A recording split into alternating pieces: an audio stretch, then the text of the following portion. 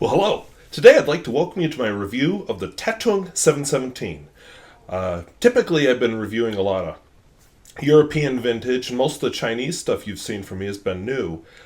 So this is, I guess we could call it a vintage Chinese pen. So let's dive into it.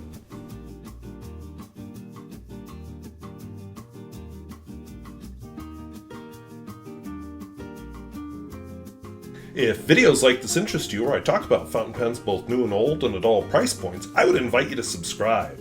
And hey, did I get everything right about the Tatungs? Do you know what the characters mean?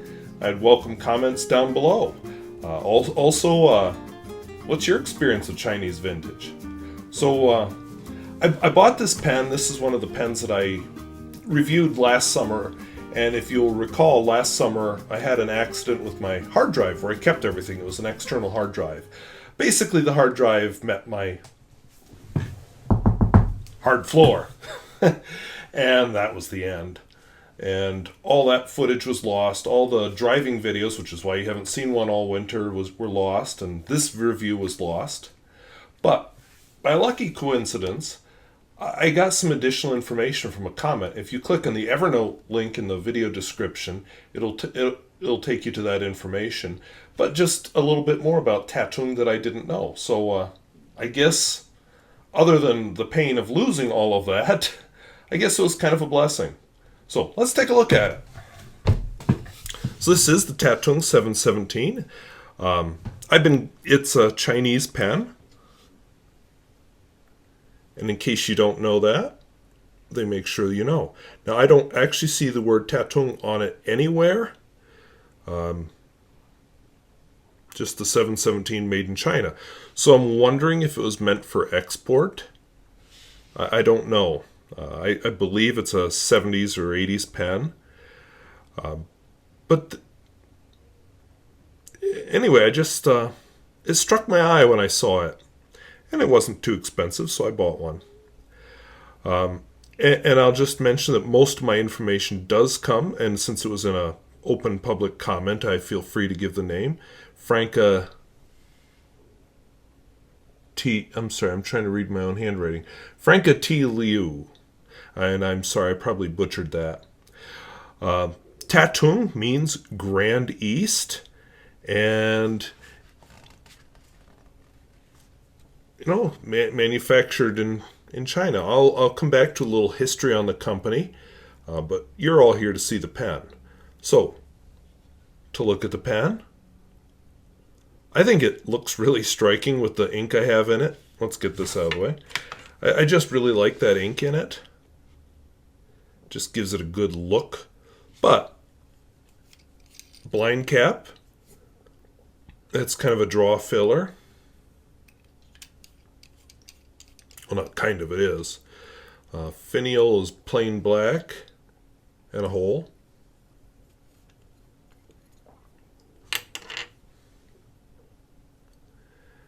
There is the nib. It's a steel nib. Chinese characters on it, of course. And that's one thing I added. I'll try to remember to edit them into the video too. But I did do a little macro photography on this. And I see... Oh, maybe I cleaned it off. Thought I'd gotten some ink on the threads. That has been a thing with this fill. Don't know why. Alright, so let's do a writing sample. One thing I noticed right off the bat when I first started writing with this pen a year or two ago is it is a wet pen. And if it sits, it gets even wetter. I also noticed, by the way,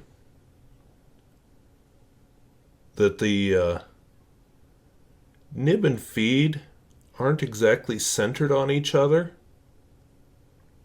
but it writes so well I'm hesitant to do anything about it. The ink in this is Noodler's Matahari's Cordial, one of my favorites. And I don't really know why, I just like it.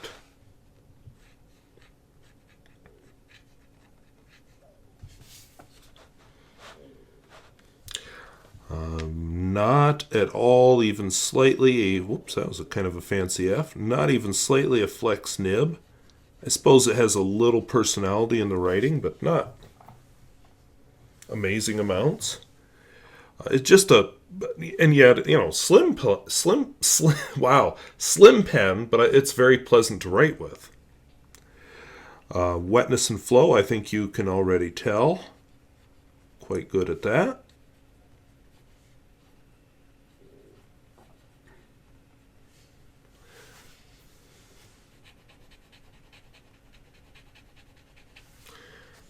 This is not a pen that just randomly stops writing. Smear test, I think you can predict from that puddle that I just left, whoops, SMEAR, that this is a very wet writer and will smear.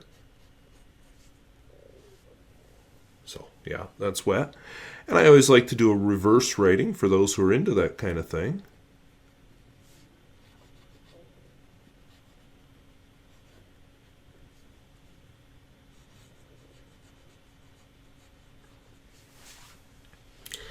And I'd say that did very well. I mean, like if I weren't looking at the pen, I wouldn't have guessed that was reverse. More of a fine. I'd say this is more, its regular writing is more like a medium. That's more of a fine.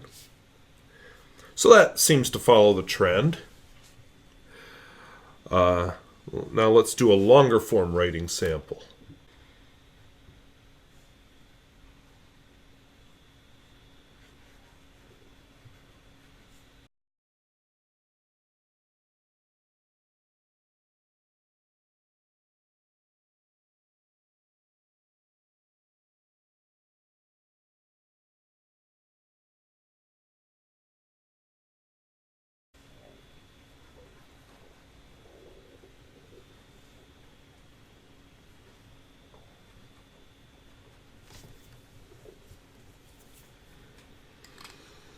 So that's my writing sample. I'm going to just give you a little bit of information, but before I do that, this gentleman is Zheng Xie. He was let's just say he's got an interesting story. So I put some links down in the video description. Grew up poor, got educated, became very high and mighty, and gave it all up basically, and became an artist. Like I said, you can read it. This is a review of the pen, not of Zheng Xie, which the Chinese character. I'm backwards now. Chinese characters will appear somewhere on the screen for his name. So Tatung is the Grand East. That's what that means. It was manufactured. Yeah, I took notes. It was manufactured by the National Shanghai Xinhua Stationery Store, which formed in 1950 from the remains of pre-war Xinhua bookstore. Xinhua also holds the name Wing Sung, and yeah, you've heard the name Wing Sung before. I think I've reviewed a few of their pens.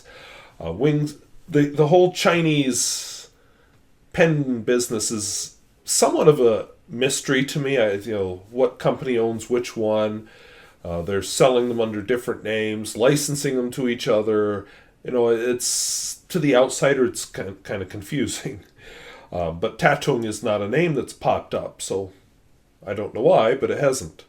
But it was part of Wing Sung, or related to Wing Sung. It's probably acquired during the 1950s restructuring.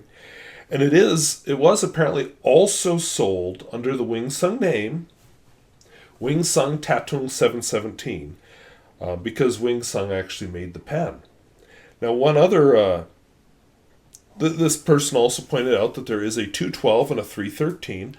I don't know what the numbers mean, but I feel like there's a pattern there. I just don't know what it is.